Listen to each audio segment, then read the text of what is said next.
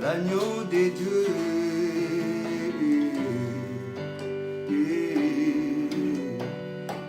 L'agneau immolé, Jésus. Nous t'adorons, Seigneur. Seigneur, dans nos cœurs. Oh, alléluia et alléluia.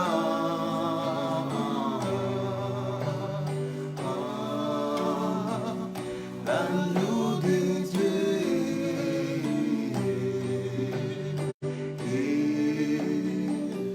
L'agneau immolé, Jésus. Nous t'adorons, Seigneur. Seigneur, dans nos cœurs.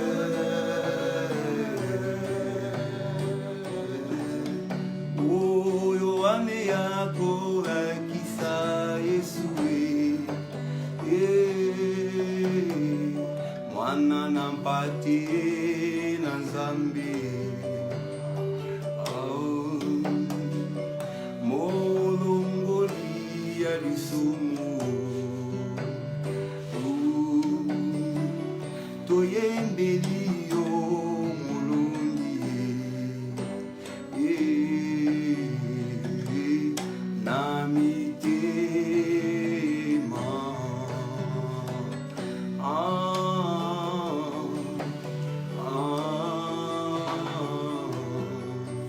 Oh, alléluia et alléluia.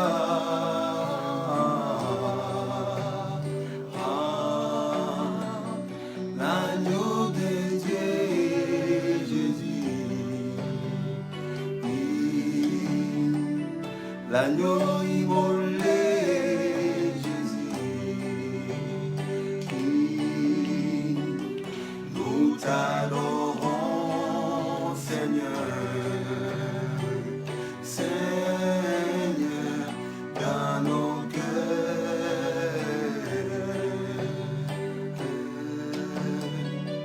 Alléluia, oh, oh, alléluia, oh, oh, alléluia, oh,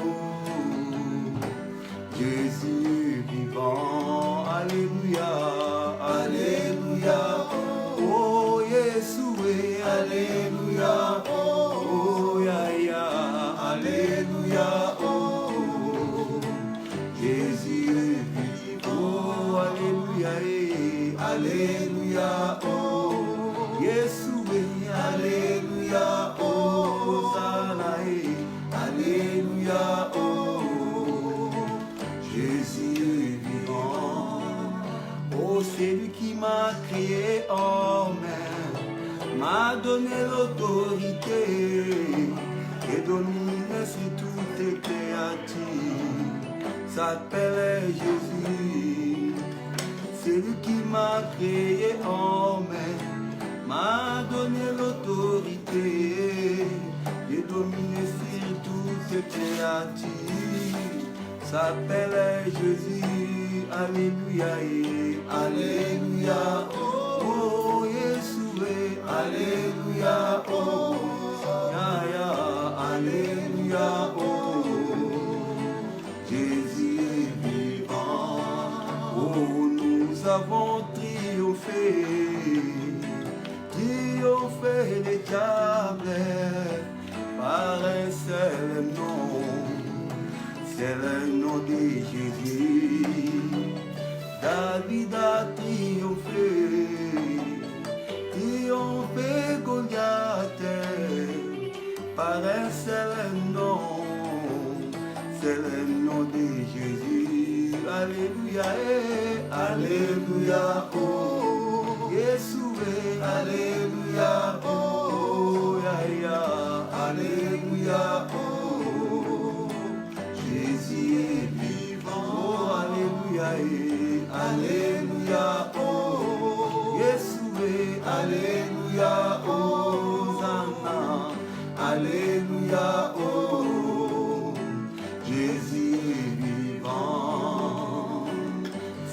toi qui vis danger à nager, c'est toi qui vis pour l'éternité. Oh, c'est toi qui vis au temps des apôtres, c'est toi qui vis pour l'éternité. Alléluia, alléluia, oh, Yeshua, alléluia, Hosanna, alléluia, oh, Jésus est vivant, alléluia, alléluia, oh, oh, alléluia, oh, alléluia, oh, Jésus est vivant.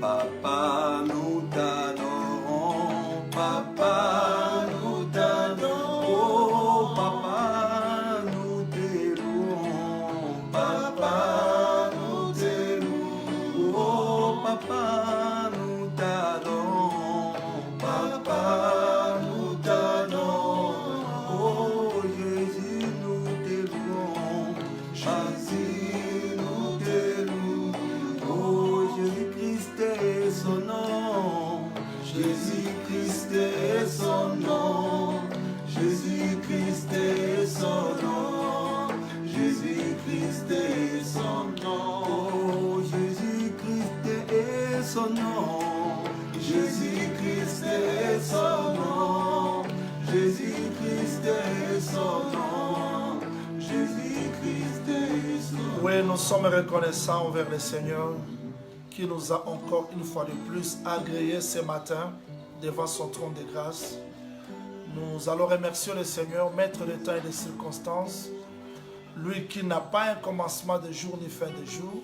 Nous allons le remercier pour cette occasion qu'il nous a donnée et nous allons nous recommander entre les mains du Seigneur. Demandons à ce que ce Dieu-là nous parle, qui nous édifie, qui nous console, qui nous assiste. Au nom du Seigneur Jésus-Christ, prions le Seigneur.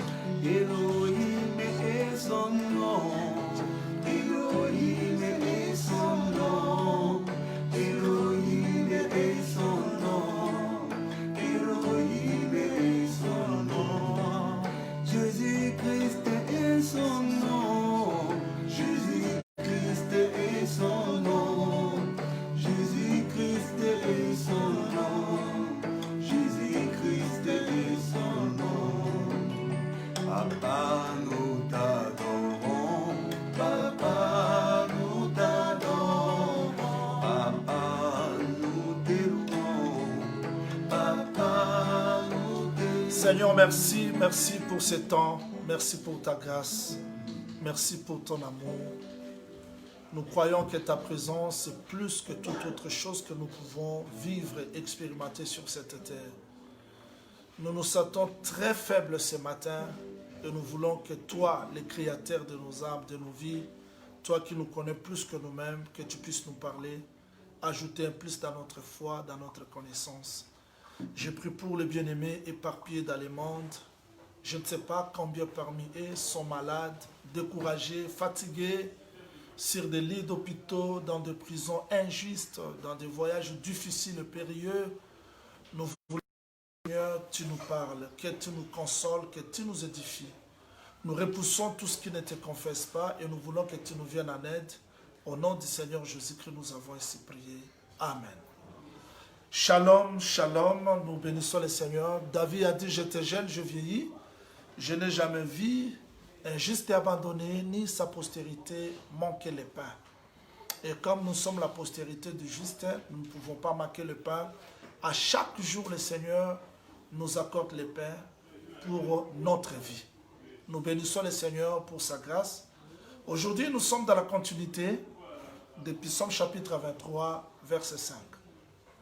Et cette marche de Psaume chapitre 23 nous a beaucoup aidé, édifié durant ces temps, durant ces campements difficiles que le monde traverse. Et nous sommes dans la continuité.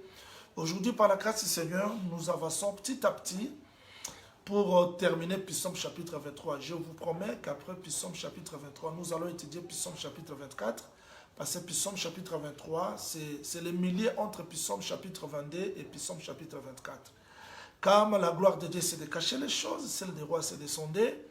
Nous croyons par la grâce du Seigneur que nous allons sonder la pensée que Dieu a cachée pour nous. Et nous croyons que tout ce que Dieu a caché pour nous, c'est pour notre bien. Je lis Psaume chapitre 23, verset 5.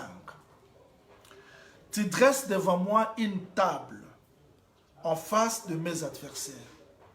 Tu oins d'huile ma tête et ma coupe déborde. Verset 6.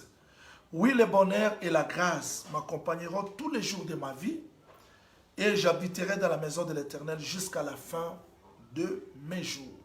Je veux que le Seigneur ajoute l'explication à la lecture de sa parole. Je dois vous rappeler l'œuvre du berger, parce que ici, nous sommes dans le cantique de la brebis, c'est-à-dire une brebis qui chante les bienfaits du pasteur. Je vous rappelle, voilà ce que le berger a fait. Voilà ce que le berger a fait. Il me fait reposer dans le vert pâturage. 1. Le berger accorde le repos dans le vert pâturage pour la brebis. 2. Il me dirige près des eaux paisibles. Le berger, après avoir accordé le repos à la brebis, il doit la diriger dans les eaux paisibles. 3. Il restaure mon âme. Ça, c'est toujours l'œuvre du berger.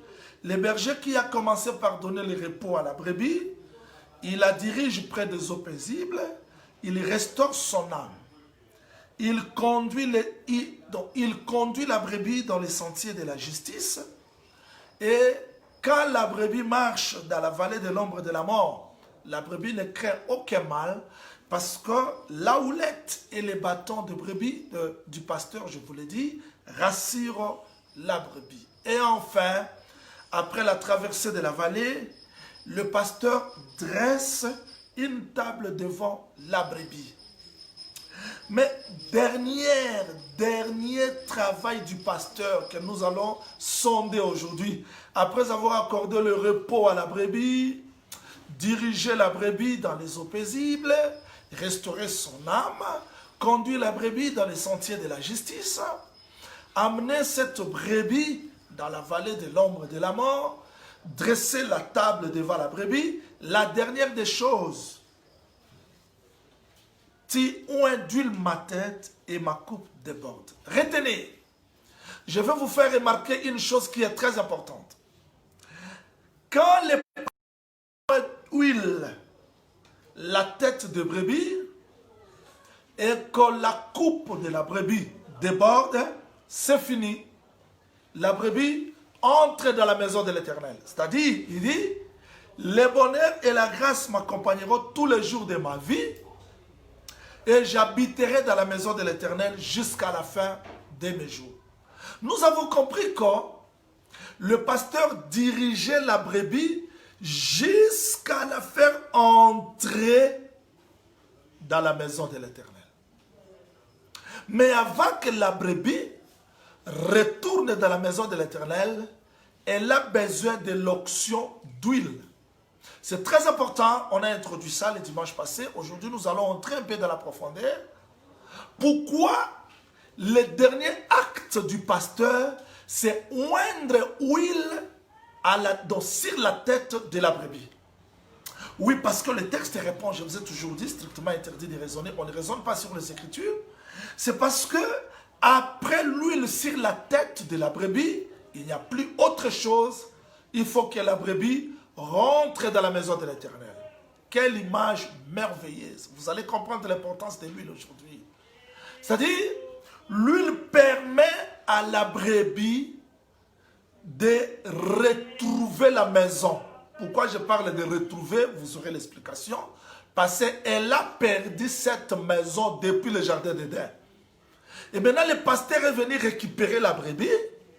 Mais avant que cette dernière retourne dans la maison, il faut que l'huile soit répandue sur sa tête. Comme nous avons prié que le Seigneur ajoute l'explication à la lecture de sa parole, nous voulons comprendre, verser l'huile, oindre huile sur la tête signifie quoi? La fois passée, le dimanche passé, j'ai donné l'importance, mais aujourd'hui, il faudrait que nous donnions la signification. Oindre huile sur la tête signifie quoi? Je suis dans le livre de Luc chapitre 7. Je prends Luc chapitre 7. Luc chapitre 7 va répondre à cette question. Luc chapitre 7. Je prends directement le verset 39 et je descends. Les pharisiens qui l'avaient invité, dont Jésus était invité dans la maison de Simon, les pharisiens. Voyant cela, qu'est-ce que le pharisien a vu?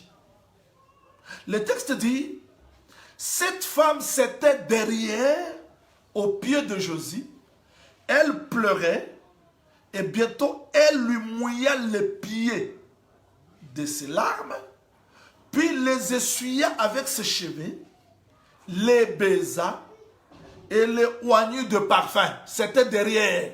J'attire votre attention. Devant, il y a la table, là où Simon était assis avec les autres invités et le Seigneur Jésus-Christ. Mais il y a une femme pécheresse qui est venue derrière. Elle fait tout ça derrière, c'est-à-dire, elle pleurait derrière. Elle mouillait les pieds de ses larmes derrière. Elle essuyait de ses cheveux derrière. Retenez bien la position parce que nous croyons que toutes ces positions doivent avoir une explication. Donc tout cela se faisait derrière. Elle baisa. Elle oignit les pieds de Jésus derrière. Maintenant, les pharisiens qui étaient devant, a vu cela, dit en lui-même, si cet homme était prophète, il connaîtrait qui est de quelle espèce est la femme qui le touche et il connaîtrait que c'est une pécheresse. Jésus prit la parole parce qu'il voit même le cœur. Jésus prit la parole et dit à Simon, j'ai quelque chose à te dire. Maître parle, répondit-il. Un créancier avait 2 débiteurs. L'un devait 500 deniers, l'autre 50.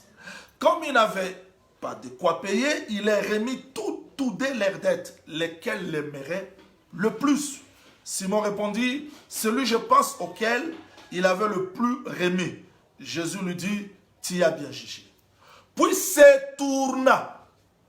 J'aimerais que vous reteniez bien le texte parce que nous voulons recevoir l'explication de verser l'huile sur la tête. Quand Jésus parlait à Simon, il ne répond pas, mais il pose la question. C'était sur la table, devant la table. Après avoir posé la question, il retourne. Voilà, c'est très important. Donc, Jésus a parlé 2 fois. Il a posé la question sur la table. Maintenant, il retourne là où était la femme, où se trouvait la femme, au pied de la table. Maintenant, Jésus se tourna vers la femme. Il dit à Simon, je ne sais pas si vous comprenez ça, parce que Simon est sur la table. Donc si Jésus tourne, c'est qu'il doit s'adresser à la femme.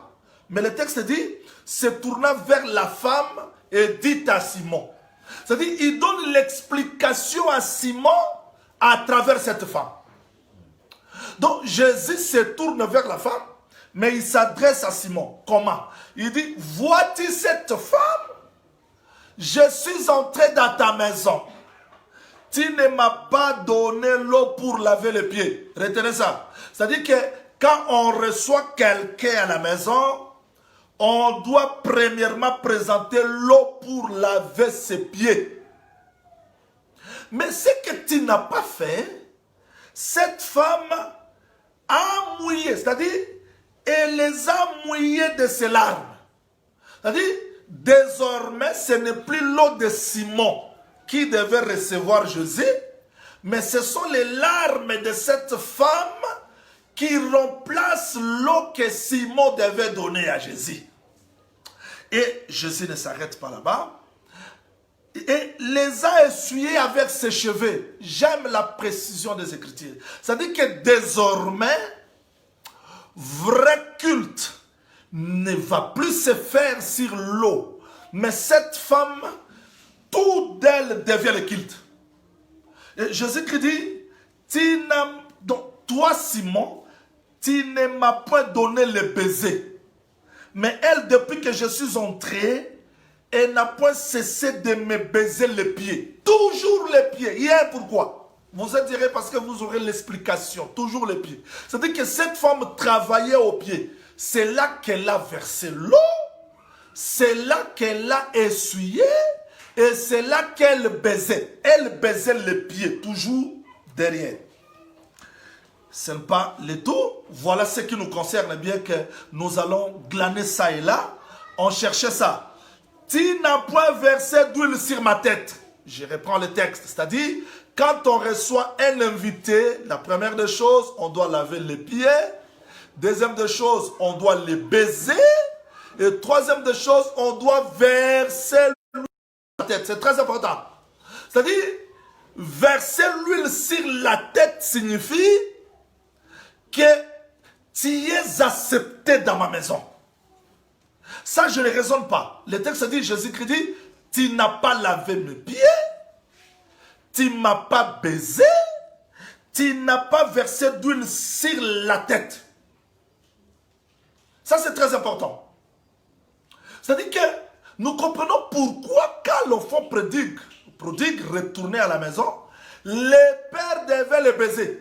Parce que tu ne peux pas entrer à la maison si tes pieds ne sont pas lavés, si tu ne reçois pas les baisers, et si on ne verse pas l'huile. Remarquez, verser l'huile, c'est la dernière action que l'hôte doit faire. J'aime ces choses. Mais Simon, tu n'as pas fait.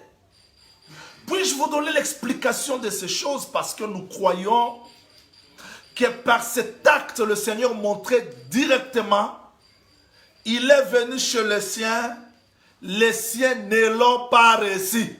C'est-à-dire que la maison de Simon, c'est la maison d'Israël où Jésus est entré.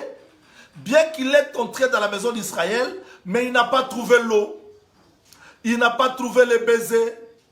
Il n'a pas trouvé l'huile dans la maison d'Israël. Mais il va trouver derrière chez une femme pécheresse. Et la femme pécheresse, c'est un peuple. Voilà pourquoi le texte dit dans Jean 12, le texte dit que c'était 6 jours avant la Pâque. Or, 6 jours avant la Pâque, c'était le 8e jour. C'est-à-dire que ce sacerdoce ici, c'était sacerdoce de Melchisedec, où on n'a plus besoin de faire les actes charnels, mais le culte devient l'homme. Et c'est très important. C'est-à-dire que cette femme représentait un peuple. Un peuple, c'est la maison, ou bien c'est l'église aujourd'hui. C'est l'église parce que au devant, c'était la maison d'Israël.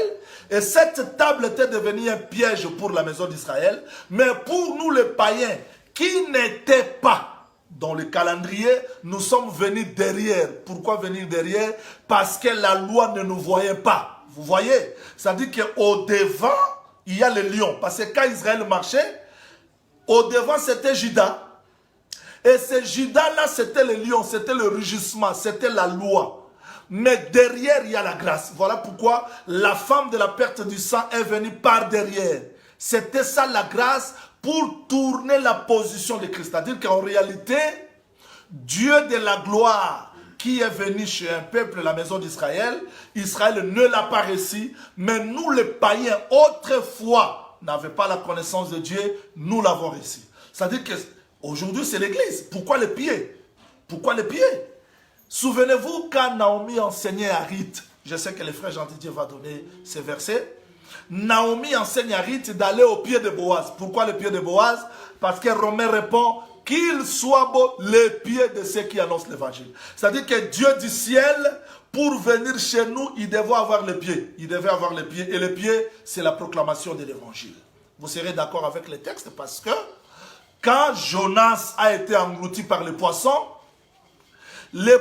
n'a pas ramené Jonas dans Ninive. Qu'est-ce que le poisson a fait?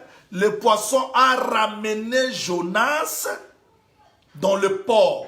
Et le texte dit, la parole de l'Éternel fut adressée en seconde fois. Jonas marche et cette fois, Jonas devait marcher au pied jusqu'à chez les Ninivites. J'aime ça. Jésus-Christ est venu après la résurrection. Le poisson l'a vomi. Et cette fois-là, il ne va plus voyager comme ça, mais il a pris le pied. Il dit, vous serez mes témoins, commençant par Jérusalem, Judée, Samarie, jusqu'aux extrémités de la terre. Vous voyez, là, il prend le pied, parce que le pied, c'est l'évangile. Aujourd'hui, la véritable église sert dans l'évangile, parce que dans l'évangile, c'est là qu'il y a tout. Nous sommes allés glaner seulement pour chercher l'huile. C'est-à-dire, je comprends par là que verser huile sur la tête, c'est le signe que l'autre exerce sur l'hospitalité. Donc, c'est l'hospitalité. Ok. C'est-à-dire que quand la brebis reçoit l'huile sur la tête, c'est-à-dire le pasteur veut l'agréer dans sa maison. Retenez, c'est très important.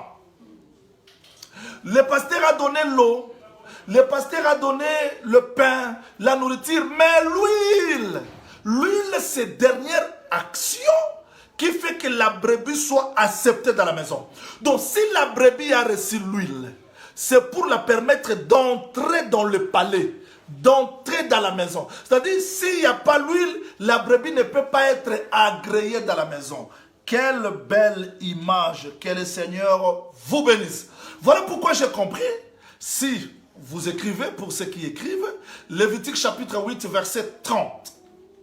Lévitique chapitre 8, verset 30, vous allez voir que Aaron et ses enfants, bien que Moïse a offert, il a donné des offrandes, il a fait tout cela, mais avant que Aaron et ses enfants entrent dans la maison pour servir, c'était l'huile qui était le dernier acte.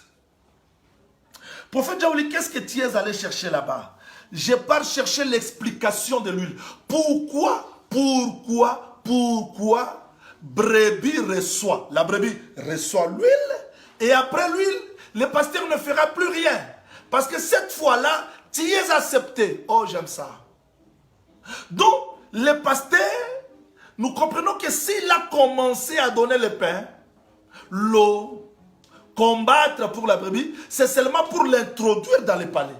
Mais cette introduction ne peut pas se faire si l'huile n'entre pas, si l'huile n'est pas répandue sur la tête de la brebis ne peut pas accéder à la maison. Voilà pourquoi je disais bien que Aaron a été choisi, parce qu'aujourd'hui nous avons des pasteurs. J'ai été choisi, oui, je suis ceci, cela, mais cela ne suffit pas. On peut être pasteur païen, on peut être prophète païen, docteur païen. Nous avons vu beaucoup de pasteurs, des évêques, des évangélistes païens. Parce que l'effet d'avoir le pain, l'eau ne suffit pas. Mais on a besoin d'huile parce que cette huile-là qui va t'identifier à l'autre. Et c'est très important. Aaron a reçu l'appel et ses enfants, mais avant d'entrer dans la maison pour le service, dernier acte, c'était l'huile sur la tête.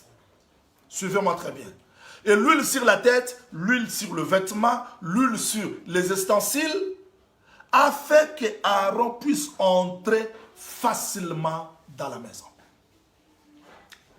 Pour ceux qui écrivent, ajoutez encore Lévitique chapitre 14. Lévitique chapitre 14, si vous prenez le verset 29 jusqu'au 30e verset. J'aimerais que vous me suivez ici avec beaucoup d'attention parce que là on va parler la langue du Cana. Lévitique chapitre 14, verset 29 jusqu'au 30e verset. Cela répond à Lévitique 13, 2, 4. C'est-à-dire quoi? Si le sacrificateur constate la lèpre dans le corps d'un homme, à partir de septembre, à partir de la plaie, on a constaté qu'il y a la lèpre. Cet homme sera déclaré lépreux impie. Sa place ne sera plus dans la maison. J'adore ça. Mon cœur bouillonne pour comprendre le plan de la rédemption. Comment est-ce que Dieu nous a aimés? Le lépreux est excommunié. Le lépreux est chassé. Il est hors du camp. Qu'est-ce qu'il a perdu? Il a perdu sa maison. Il a perdu tout ce qu'il possédait. Il devient errant parce que ses vêtements sont déchirés. Il est lépreux. Il va crier impur, impur. Il ne sera plus avec des hommes. Il a perdu sa maison. Il a perdu sa demeure. Il a perdu son droit, son kiwis. C'est-à-dire, il n'a plus le droit de rester dans le pays. Il est hors du camp. Merci Seigneur. Le sacrificateur quittera son trône. Oh, j'aime ça. Il ira chercher les lépreux. S'il constate qu'il n'y a plus la plaie de la lèpre, la réponse pourquoi? Parce que le sacrificateur savait que hors du camp, il y aura la purification de la lèpre. Quand le sacrificateur va examiner ce monsieur qui était lépreux, qui n'a plus la lèpre, il ordonnera à ce que ce dernier retourne. Mais suivez-moi s'il vous plaît. Il ne va pas entrer dans sa maison. Le lépreux restera hors du camp, hors de sa maison. Il sera hors du camp. On prendra l'eau, voyez? On prendra l'oiseau, on va l'égorger. Le rasoir passera sur le lépreux. Bien qu'il est purifié, retenez ça, bien qu'il est purifié, mais il ne retourne pas dans sa maison parce qu'il est toujours sous l'observance, sous l'observation du sacrificateur. C'est-à-dire, après que les 7 jours soient passés, il va encore se laver, le rasoir passera sur son corps, tout le poil sera ôté, et on va mettre l'huile. J'adore ça. C'est-à-dire que quand l'huile sera répandue sur le corps de lépreux, maintenant il est purifié pour retourner dans sa maison. J'adore ça. Voudriez-vous que je vous explique que quand Dieu chassa Adam, dans le jardin d'Éden, parce qu'il avait constaté la lèpre. Et la chute d'Adam, c'est la chute de l'homme entier. Romains chapitre 5, le frère Paul dit que par l'injustice d'un seul homme, toute l'humanité est devenue injuste. C'est-à-dire que par la désobéissance d'un seul homme, toute la terre, nous sommes devenus désobéissants par Adam. Donc quand Dieu excommunia Adam dans son palais, parce que le jardin d'Éden était la demeure d'Adam, quand Adam fut excommunié, nous tous nous étions excommuniés dans Adam et nous étions hors du camp. Personne ne pouvait nous retourner. C'est ça le verset, frère Jean Didier. Personne ne pouvait nous retourner encore dans la maison. Qu'est-ce qu'on attendait? On attendait que Dieu, qui nous a chassés, les sacrificateurs, viennent et qu'ils partent hors du camp. Voilà pourquoi Jésus-Christ devait aller hors du camp, parce que c'est lui qui nous a chassés comme le Père dans le jardin d'Éden. Qu'est-ce qu'il est allé faire hors du camp? Chercher les lépreux que lui-même avait chassés. Voilà pourquoi dans 2 Corinthiens chapitre 5, verset 18, jusqu'au 20e verset, le frère Paul dit que Dieu était en Christ, réconciliant le monde envers lui-même. C'est-à-dire, le monde est réconcilié en Dieu par Jésus-Christ. Parce que c'est en lui que Dieu est venu nous réconcilier.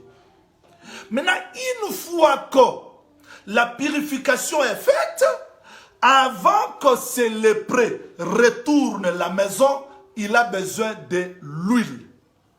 L'huile, c'est le signe que l'hôte verse sur les invités pour les agréer dans sa maison. Voilà pourquoi quand Jésus marchait avec un échantillon d'un peuple, les Pierre, les Jean, les Thomas, tout consort. Jusque-là, il n'avait pas encore accès à la maison parce que l'huile n'était pas descendue. Mais tout était donné. Il a donné la parole, il a donné tout. Mais il dit, j'ai encore beaucoup de choses. Vous ne pouvez pas les porter maintenant. Mais quand le Saint-Esprit viendra, pourquoi et tous attendaient le Saint-Esprit? Parce que le Saint-Esprit, c'est l'huile qui doit nous faire retourner dans la maison.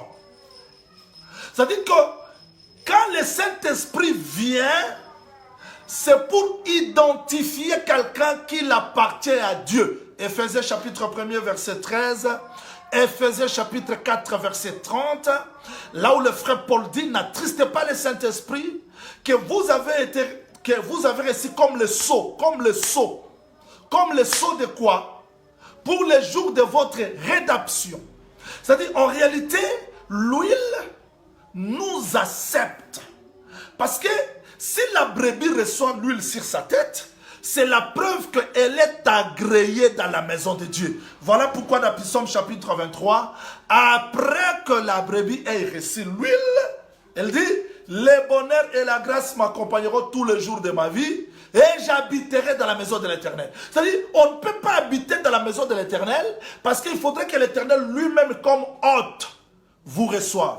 Comment est-ce que l'autre reçoit? Il reçoit par l'eau, par les baisers, c'est-à-dire l'enseignement. Et ce n'est pas le tout, il faut que l'huile soit versée sur la tête. Si l'huile est versée sur la tête, ça veut dire que vous êtes agréé pour entrer dans la maison.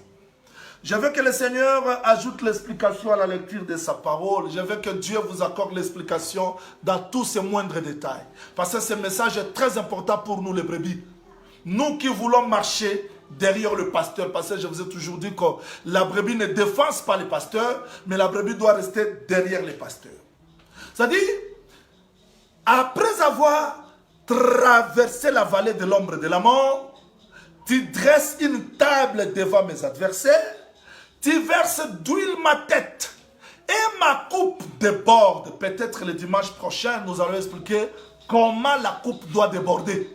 Mais supportez que je reste aujourd'hui seulement sur l'huile sur la tête. En réalité, on a versé l'huile sur la tête de la brebis pour l'agréer. Je dis aux gens qui prient sans le Saint-Esprit, je dis aux gens qui prient sans l'huile sur la tête, aux prédicateurs qui prêchent, trop de révélations sans l'huile, trop des écritures sans l'huile, ils sont encore dehors.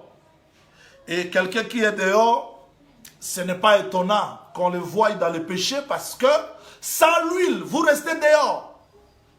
Comment Pierre, qui a vu Lazare ressuscité, il a vu beaucoup de miracles, mais quand on est venu arrêter Jésus, il a sorti l'épée parce qu'il était toujours dehors. Écoute, faire 10 ans dans l'église, faire 20 ans, devenir pasteur, faire 30 ans ne signifie pas que tu es sauvé. Ne signifie pas que tu es fils de Dieu.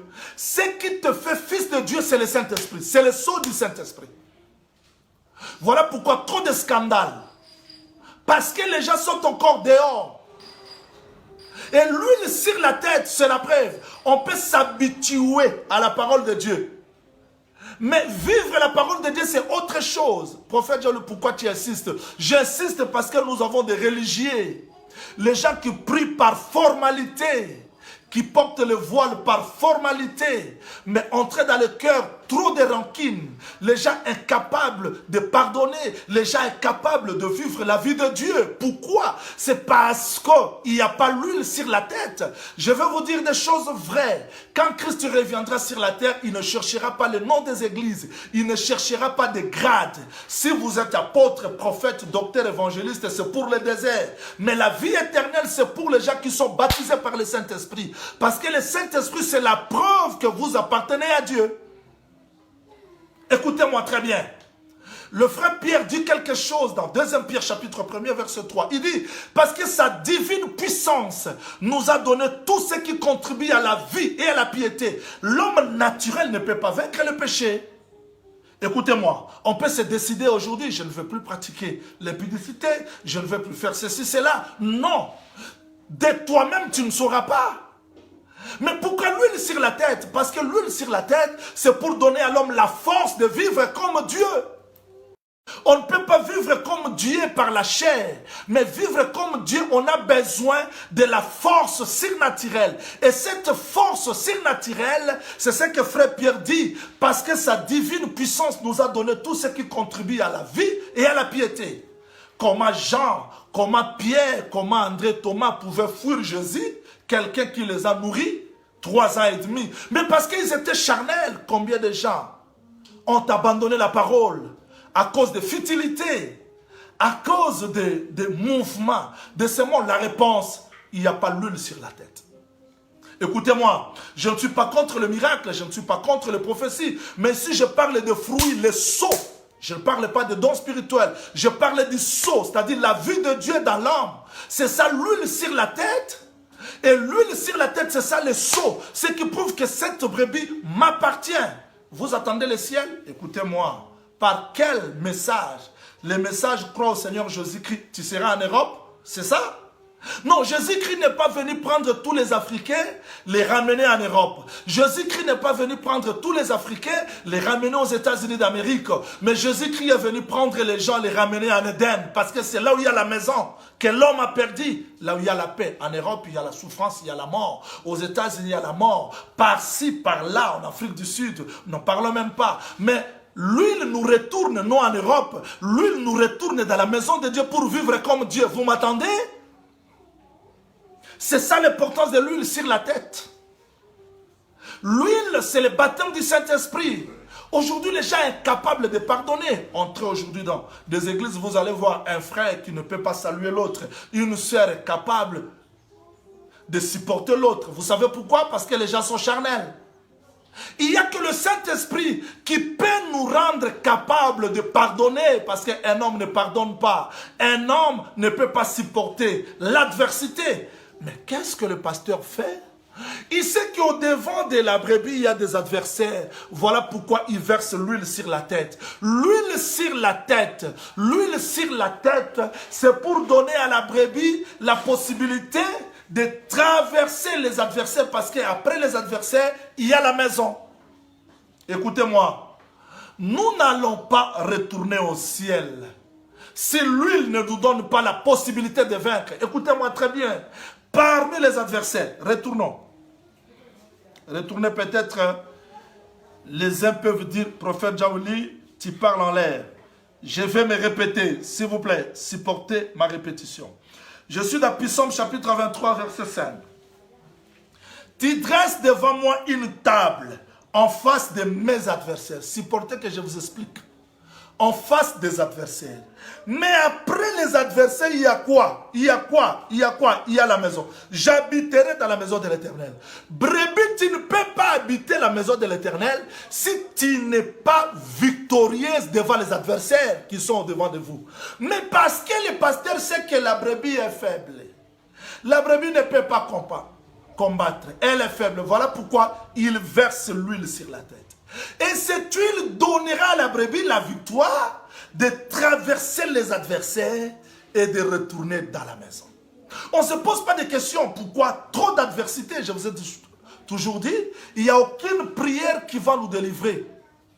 Que non, fini le désir de la chair, fini les démons, fini. Il y aura toujours les adversaires au devant de nous. Et aujourd'hui, je ne parle pas des autres adversaires, mais je parle de ta chair, le désir de la chair, comme le premier adversaire qui t'empêche d'aller dans la maison de Dieu. Parce que si les gens sont incapables de vaincre le désir de la chair, comment vaincront-ils les autres ennemis? Parce que les autres ennemis sont encore éloignés, mais Amalek est proche. Il peut collaborer avec les sorciers, il peut collaborer avec les démons. Mais le premier ennemi, c'est toi, c'est ta chair, le désir de la chair. Le premier adversaire, c'est la nature adamique que nous portons. Écoutez-moi très bien. Mais on ne peut pas vaincre cette nature adamique s'il n'y a pas le Saint-Esprit. Allons dans Galates chapitre 5. Je donne maintenant pourquoi l'huile nous a été donnée. Allons dans Galates chapitre 5. Allons dans Galates chapitre 5. Galates chapitre 5 nous répond. Écoutez. Je lis le verset 17. Supportez que je lise un peu dans les désordres.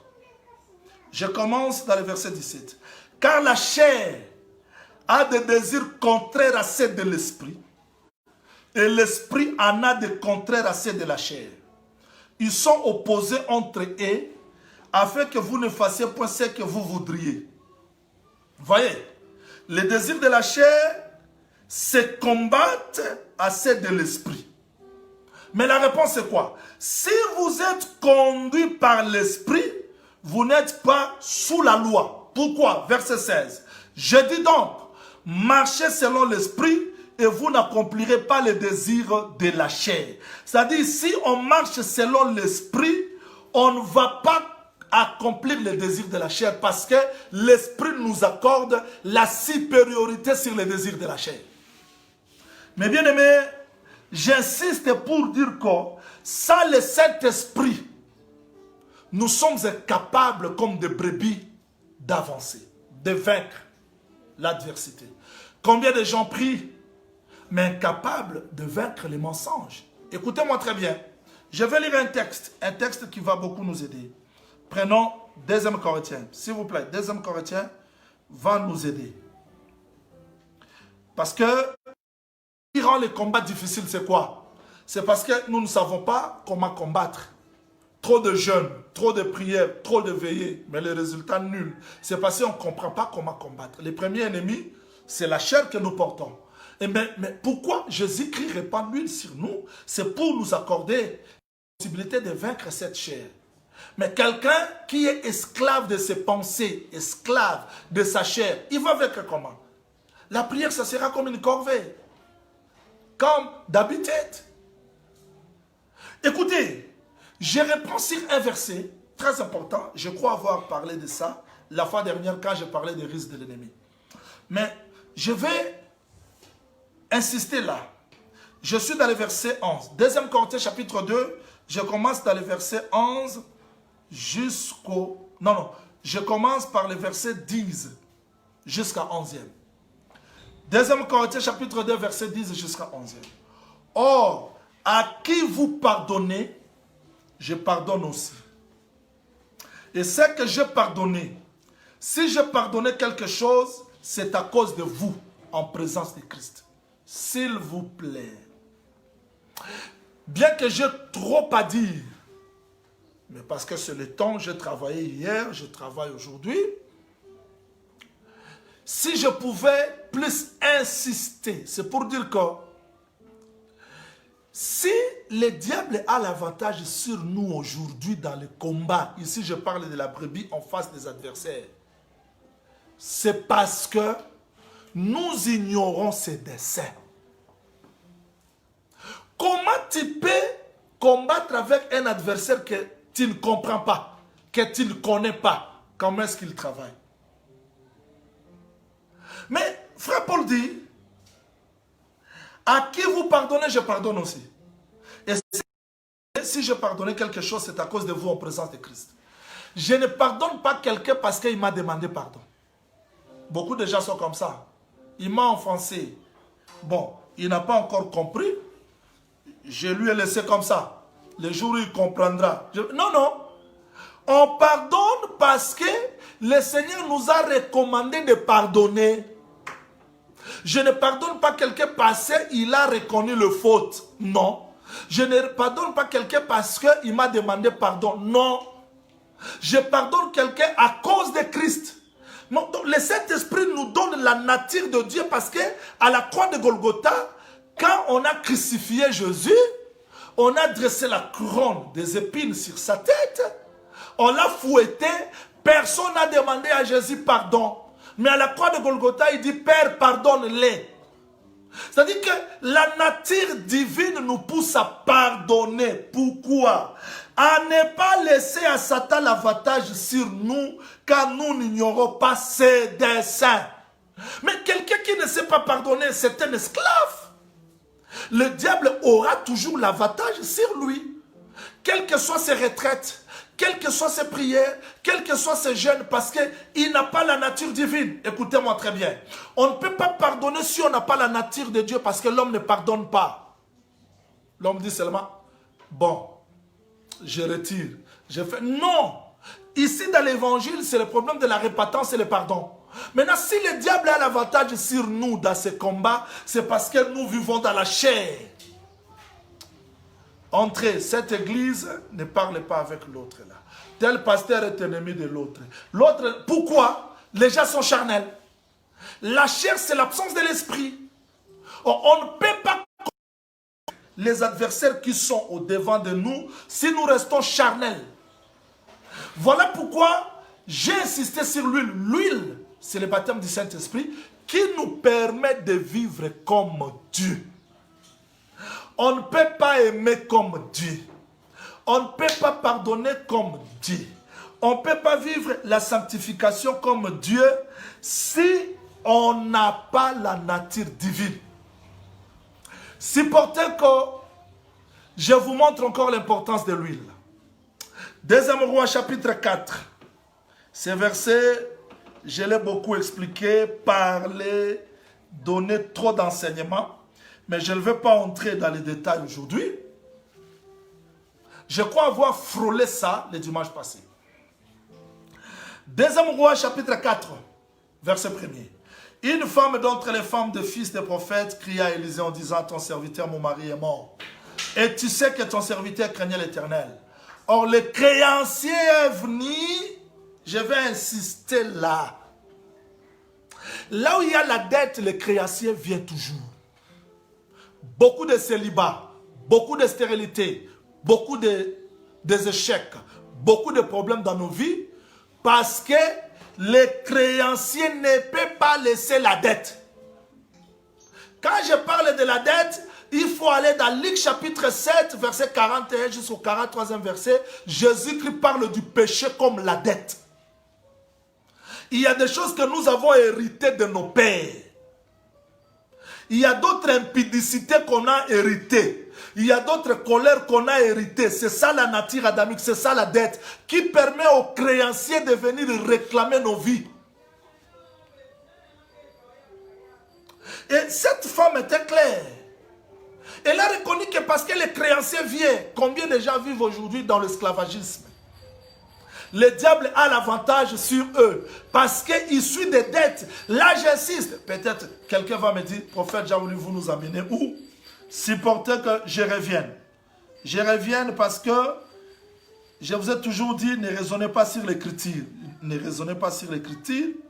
Je suis dans Luc chapitre 7. Vous allez comprendre pourquoi beaucoup de gens jeûnent. Il n'y a pas la solution. Beaucoup de gens jeûnent. Il n'y a rien dans leur vie. Écoutez. Je suis dans Luc chapitre 7, verset 41. Un créancier avait deux débiteurs. Et les créanciers, comme il n'avait pas de quoi payer, il est remis à tous deux leurs dettes. C'est-à-dire, Israël avait la dette. Nous, les nations aussi, on avait des dettes. Mais pourquoi nous avons aimé Dieu plus? Parce que Moïse, quand il donnait les offrandes pour diminuer la dette, nous, on n'avait pas l'offrande. Mais quelqu'un est venu, il a remis toute la dette que nous avions reçue. Et quand Jésus parle de la dette, se tourne vers la femme. Il dit, vois-tu cette femme? On a compris que le péché, c'est la dette.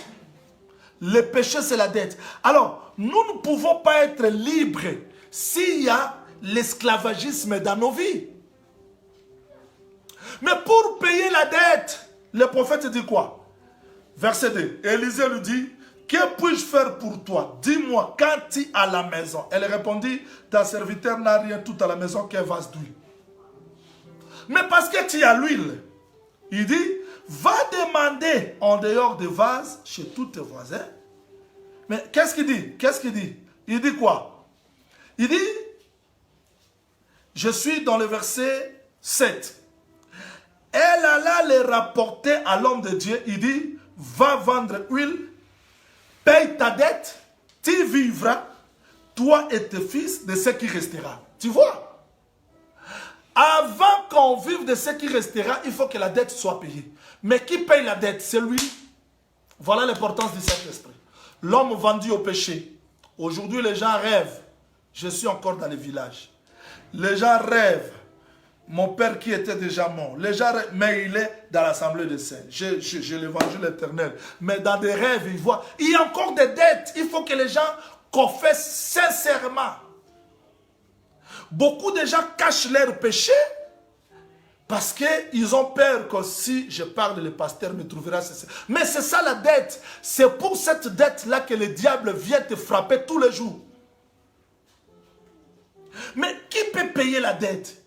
Qu'est-ce qui peut payer la dette? Jésus-Christ dit, l'Esprit du Seigneur est sur moi. Il m'a oué. Pour. Vous voyez? C'est-à-dire que l'huile était versée sur la tête de Jésus pour rendre libres les opprimés, pour envoyer libre, pour payer. C'est-à-dire que c'est ça. L'huile nous rend libres. L'huile nous délivre. L'huile fait à ce que tous les insectes soient dégagés de la vie de la brebis. Je veux que ce matin, tous les insectes qui t'embrouillent, qui t'empêchent d'aller de l'avant, que cette huile qui est sortie à travers la parole puisse t'accorder la victoire sur tout. Mais les pasteurs versent l'huile sur la tête de la brebis, c'est pour que la brebis soit capable de vaincre les ennemis. Mais tu ne peux pas vaincre celle. Il y a d'autres prières qu'on a fait comme des corvées. On a gêné, mais les démons sont toujours là. On a gêné, les mauvais songes sont toujours là. Je vous donne un autre sujet de prière aujourd'hui. Tu as besoin du Saint-Esprit. Tu as besoin de l'huile sur la tête parce que c'est l'huile qui paye la dette pour que les gens soient libres. Quelle bonne nouvelle pour nous. Tu verses d'huile ma tête. C'est-à-dire que l'huile qui est versée sur la tête, c'est pour faire que la brebis soit capable de vaincre les adversaires. Oh, tu peux vaincre la chair que tu portes si et seulement si tu es baptisé du Saint-Esprit. Sans le Saint-Esprit, j'attends. Beaucoup de prédicateurs prêchaient comme ça. Ils disent, bon, je vais vous expliquer ça. Quand il explique, on ne sait rien. On ne voit rien, on ne reçoit rien. Alors que Frère Paul dit, je viendrai vous communiquer. C'est-à-dire que quand le ministère parle, les gens sont baptisés par le Saint-Esprit. Les péchés sont pardonnés. Les malades trouvent la guérison. Les possédés sont délivrés parce que l'huile doit être versée. Parce que tout cela, ce sont des conséquences de la dette. Écoutez-moi très bien. Si nous échouons beaucoup, c'est parce qu'on n'a pas besoin que l'huile soit versée sur la tête. Mais les gens cherchent plus l'argent, cherchent plus les mariages, cherchent plus de bénédictions, alors qu'on a besoin plus du Saint-Esprit pour que cette nature adamique soit vaincue. Je vais vous faire remarquer quelques textes bibliques. Vous allez voir. Juge chapitre 14, verset 6. Peut-être je vais m'arrêter là-bas pour qu'on ait le temps de la prière parce que je vois, je suis déjà près d'une heure du temps. Je dois vous laisser aussi le temps. Écoutez. Juge chapitre 14, verset 6.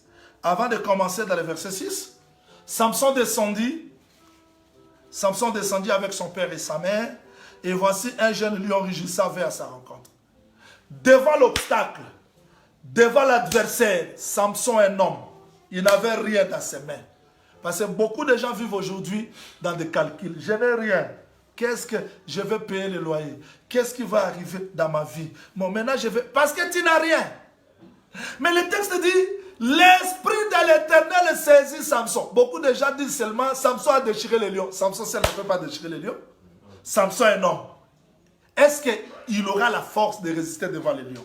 Mais le texte dit, l'esprit de l'Éternel saisit Samson sans avoir rien dans la main. Donc cette veuve n'avait rien, mais il avait lui. Donc, je n'ai pas besoin de faire trop de calculs. Je vais aller à Dubaï, je vais aller à Chine, je vais acheter. Dieu, si tu as l'huile sur sa tête, même avec les arachides que tu vends, ça va produire le miracle. Et tu n'as pas besoin de vivre par tes calculs. Tu n'as pas besoin parce que beaucoup de gens font le diamant, mais ils ne réussissent pas. Beaucoup de gens font le pétrole, ne réussissent pas. La réussite d'un homme ne dépend pas de son intelligence. Beaucoup de gens meurent aujourd'hui, des intellectuels, des professeurs de l'université, mais ils sont morts de locataires. Mais toi, tu n'as pas même un diplôme d'État. Regarde ce que tu as. Je n'empêche pas les gens d'aller étudier, mais je parle de ce qui est absolu. On a besoin de l'esprit pour vaincre les ennemis. À la place de vivre par nos calculs humains, Samson n'avait rien. Mais parce que l'esprit de l'Éternel l'a saisi. Voilà. Il déchire les lions comme un chevreau. Par le Saint-Esprit, Dieu fera que les adversaires qui étaient forts deviennent faibles devant toi. Donc Dieu est capable de changer tout dans ta vie parce que l'esprit est capable de rendre les choses faciles. Parce que beaucoup de gens disent Samson était fort. Samson n'était pas fort. C'est l'esprit qui a rendu Samson fort. Et toi, tu n'as pas besoin de te poser trop de calculs. Trop de questions, voulais-je dire. Qu'est-ce que je veux faire? Tu as besoin seulement de l'esprit. L'huile sur sa tête, là où il y a le chèque, tu peux transformer en réussite. Là où il n'y avait pas le chemin, Dieu peut frayer le chemin par toi si l'huile est sur ta tête. Ne te pose pas trop de questions. N'envie personne. N'envie personne.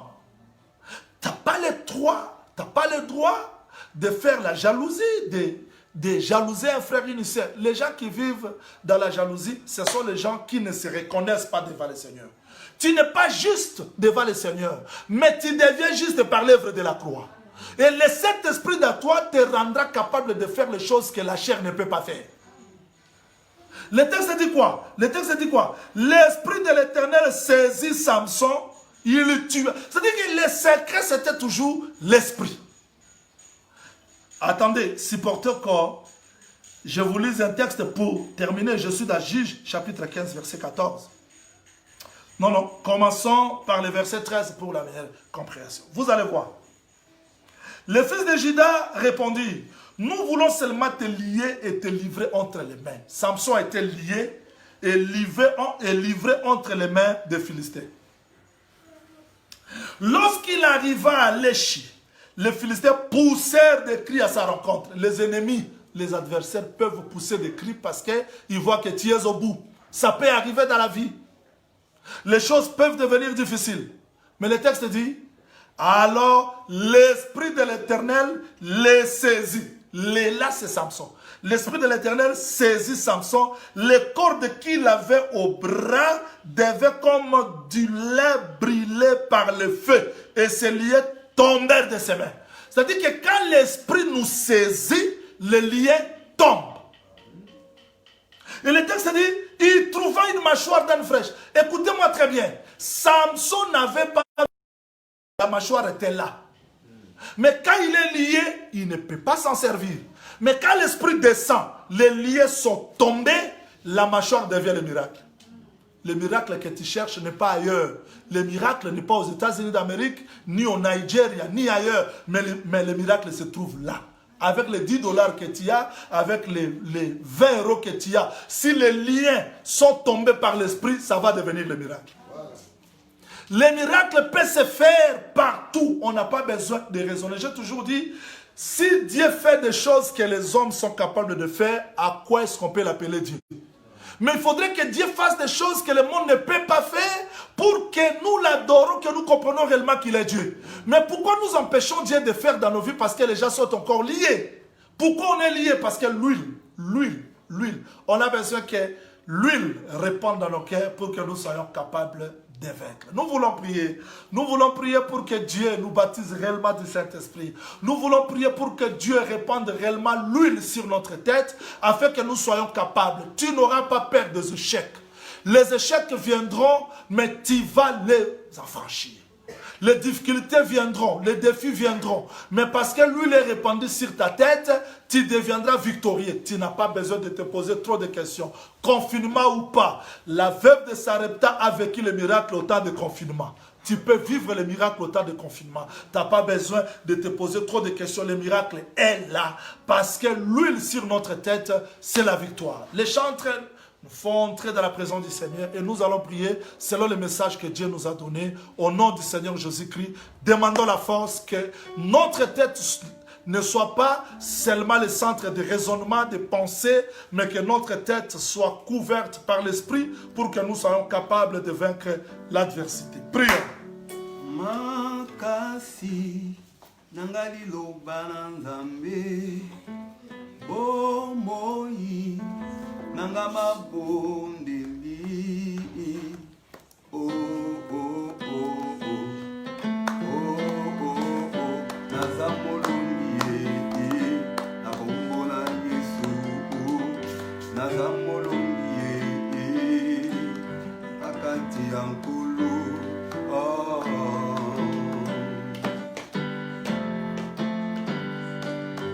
makasi nanga biloba na Nzambe bomoi nanga mabondeli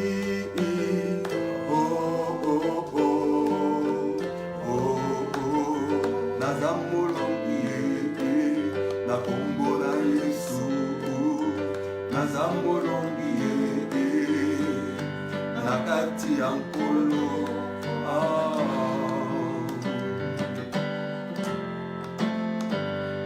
tango nakolelaka na yo papa yo yanolaka nga monguna abimba papa yo yanolaka nga banguna bazima naza molongi ye na kombo na Yesu naza molongi ye na kati ya nkolo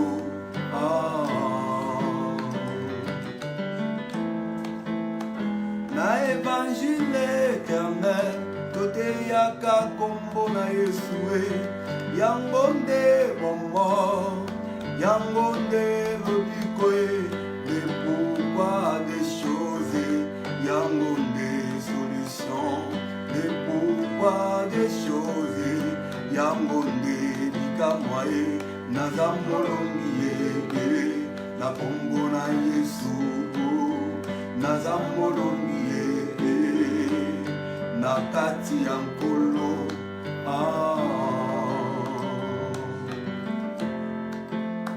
na évangile éternel toteyaka kombo na Yesu yango nde solution yango nde lobiko le pourquoi des choses yango nde solution le pourquoi des choses yango nde lobiko naza molongi ye na kombo na Yesu naza molongi ye na kati ya nkolo.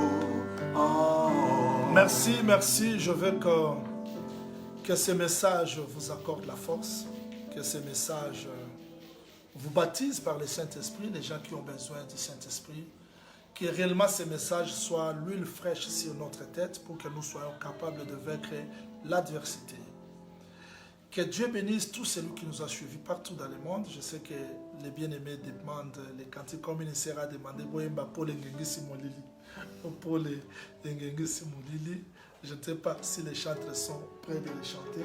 Allez-y, une sœur demande au Paul Ngengisi Moulili. Nous allons à la fin. Les chanteurs continuent à agrémenter. Que le Seigneur nous fasse grâce. Comme d'habitude, le vendredi, nous serons là dans la présence du Seigneur, dans le jeûne et prière. Nous allons jeûner, partager ces messages parce que l'Église a besoin du baptême du Saint-Esprit. Et nous avons un problème. Nous sommes dans...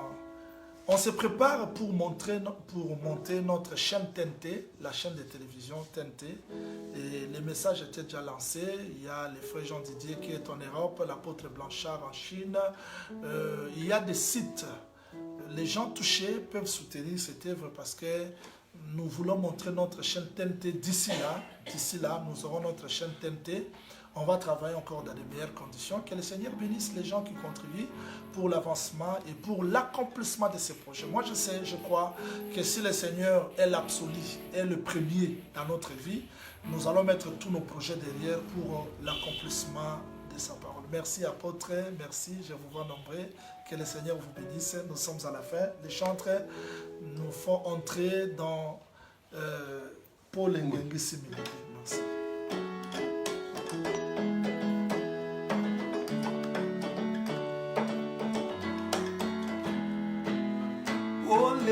Engengisi milili ezayo ongengisi mitema nde oyo nde pole ya pokwa momeni ya lobiko oyo nde pole ya pokwa momeni ya lobiko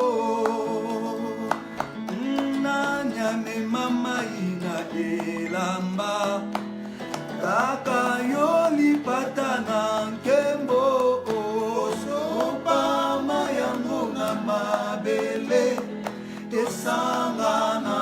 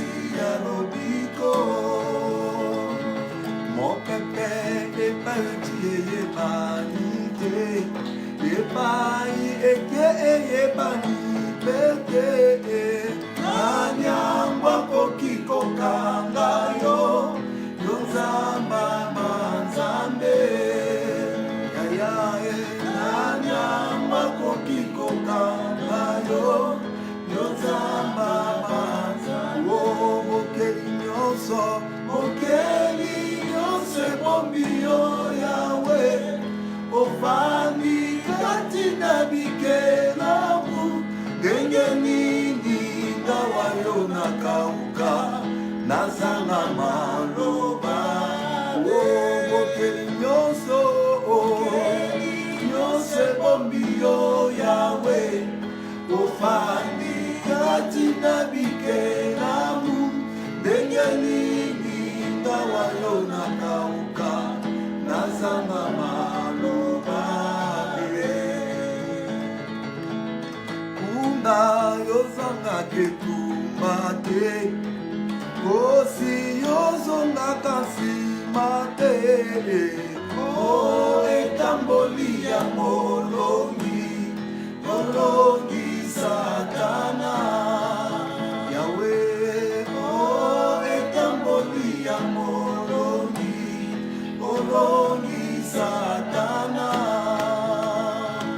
okunda yobanga ketumba te kosi yozongaka nsima te oyo etamboli ya molongi satana o etamboli ya molongi satana o mokeli nyonso ebombi yo yawe ofandi kati na bikelamu ndenge nini ngawa yo nakauka nazanga. Merci, soyez bénis, que le Seigneur vous bénisse. Les rendez-vous c'est pour samedi à la RTVS 1 et dimanche même heure. Que le Seigneur vous agrée. Ciao.